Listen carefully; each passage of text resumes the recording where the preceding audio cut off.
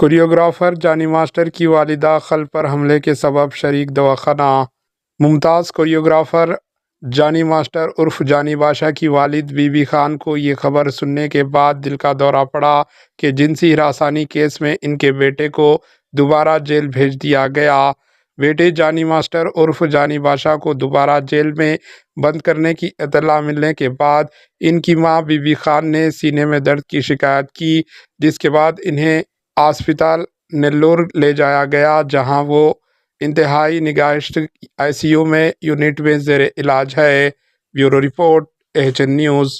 తప్పుడు కేసులో ఇరికిచ్చారు అని చెప్పి బాగా ఆమె టెన్షన్ పెట్టుకున్నారు. షుగర్ ఎక్కువైపోయింది. ఒక 24 అవర్స్ అక్కడ గడిస్తే కానీ చెప్పలేము అని అన్నారు. సో అడ్మిట్ చేశాను ఇక్కడ.